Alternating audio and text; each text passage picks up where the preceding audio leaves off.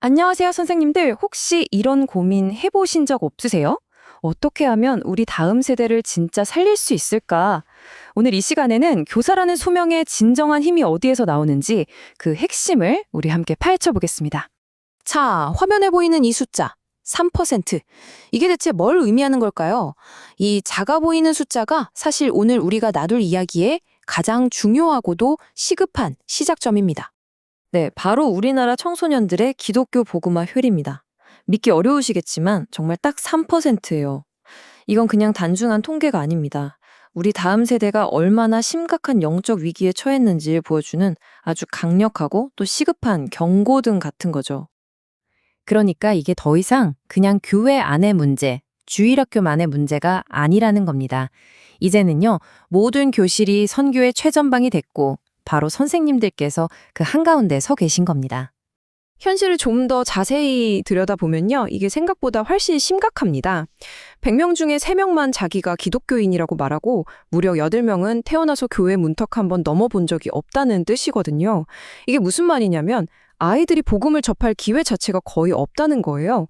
그럼 아이들이 도대체 어디서 예수님에 대해 들을 수 있을까요? 맞습니다. 바로 여러분, 교실에 계신 선생님들이에요. 선생님이 아이들이 만나는 첫 번째, 어쩌면 생애 마지막 복음의 통로일 수도 있다는 것. 그렇기 때문에 선생님의 역할이 지금 그 어느 때보다 절대적으로 중요합니다. 자, 그렇다면 이런 위기 상황에서 교사의 진짜 영향력, 그러니까 권위는 대체 어디서 나오는 걸까요? 우리가 흔히 생각하는 것처럼 뭐 직분이나 나이, 경력에서 오는 걸까요? 여기서 우리가 사도 바울이 디모데에게 했던 말을 떠올려 볼 필요가 있어요. 바울은 디모데한테 권위를 내세워라 이렇게 말하지 않았거든요. 그 대신에 너의 말과 행실, 사랑과 믿음, 그러니까 너의 삶 전체로 본을 보이라고 했죠. 진짜 권위는요, 내가 교사니까 내 말 들어 이렇게 요구해서 생기는 게 절대 아니라는 겁니다.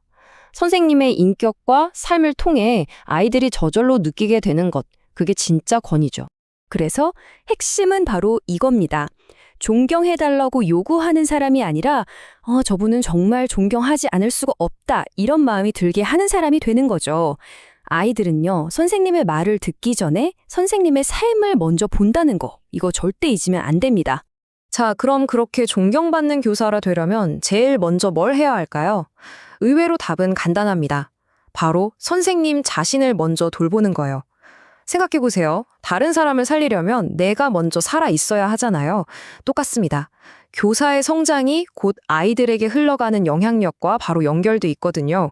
혹시 우리는 에서에서처럼 이 교사라는 귀한 소명을 너무 가볍게, 너무 당연하게 여기고 있지는 않나요?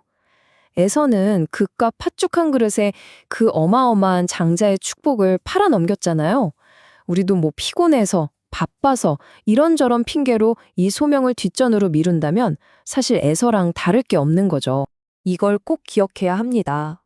우리의 신앙은요, 가만히 놔두면 그 자리에 머무는 게 아니에요. 반드시 약해집니다. 물을 주지 않으면 식물이 시들듯이 말이죠. 교사가 영적으로 성장하지 않으면 그 가르침은 그냥 반복되는 말에 불과하고 뜨거웠던 열정은 그냥 의무감이 되어버려요. 그리고 제일 무서운 건 뭔지 아세요? 아이들이 바로 그 메마른 신앙을 그대로 보고 배운다는 겁니다. 그래서 사도 바울은 디모데에게 이렇게까지 말합니다. 이것을 행함으로 네 자신과 내게 듣는 자를 구원하리라. 와, 정말 무서운 말 아닌가요? 선생님 한 사람의 성장이 그냥 개인의 성숙에서 끝나는 게 아니라 내 앞에 있는 아이들의 구원과 직결된다는 이 말씀의 무게 느껴지시죠? 자, 좋습니다. 지금까지 우리가 왜 성장해야 하는지 그 왜에 대해 충분히 이야기했다면 지금부터는 어떻게 아이들의 마음 문을 열고 다가갈 수 있는지 아주 실제적이고 구체적인 방법들을 좀 나눠볼게요. 우선 이걸 마음에 딱 새겨야 합니다. 나는 그냥 지식 전달자가 아니다. 나는 영적인 상담자다. 일방적으로 막 가르치기보다 먼저 아이의 마음을 들어주고 이해해주는 역할이 훨씬 더 중요하다는 거죠. 자, 그럼 아이의 마음을 여는 만능 열쇠 같은 3가지 질문을 알려드릴게요. 첫 번째, 언제부터 예수님을 믿게 됐어? 이 질문 하나로 아이의 신앙적인 배경, 또 가정 환경까지 엿볼 수 있어요.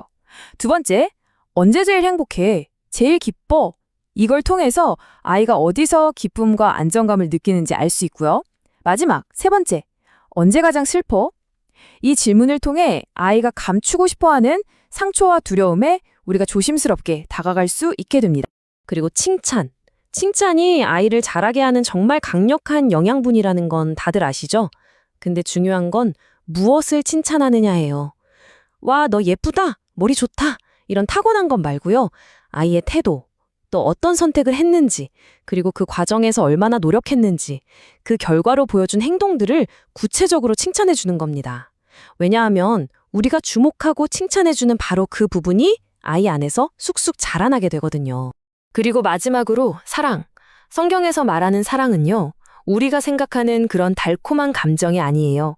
그 본질은 바로 끝까지 견뎌내는 힘입니다. 만약 아이를 향한 내 사랑이 좀 식은 것 같다고 느껴진다면 어쩌면 그건 사랑이 부족한 게 아니라 견뎌낼 힘이 바닥난 건 아닌지 한번 점검해 볼 필요가 있습니다. 자, 이제 거의 다 왔습니다. 이 모든 과정을 통해 변화된 교사, 성장하는 교사가 우리 아이들에게 남겨줄 수 있는 최고의 선물, 가장 위대한 유산은 과연 무엇일까요? 잠언에 이런 말씀이 있죠. 여호와를 경외하는 자에게는 견고한 의뢰가 있나니 그 자녀들에게 피난처가 있으리라. 이게 무슨 뜻일까요? 바로 선생님이 먼저 하나님과 깊고 친밀한 관계를 맺을 때 선생님의 존재 자체가 아이들에게는 안전한 피난처, 든든한 요새가 되어준다는 겁니다. 바로 여러분의 교실이 이 혼란하고 불안한 세상 속에서 아이들이 유일하게 안정감과 보호를 느낄 수 있는 그런 공간이 될 수 있다는 거예요. 아, 이곳에서는 내가 안전하구나, 존중받는구나, 나는 정말 가치 있는 사람이구나, 이걸 느끼게 해주는 곳, 바로 그런 피난처를 만들어주는 것이 우리 교사들의 역할입니다. 오늘 우리가 나눈 이 모든 이야기, 결국 이 한 문장으로 정리될 수 있을 것 같습니다. 교사의 삶이 곧 메시지다. 그렇다면 지금 여러분의 삶은 우리 아이들에게 어떤 메시지를 전하고 있나요? 이 질문이 다음 세대를 향한 선생님들의 그 귀한 소명을 다시 한번 뜨겁게 불태우는 그런 계기가 되기를 진심으로 바랍니다.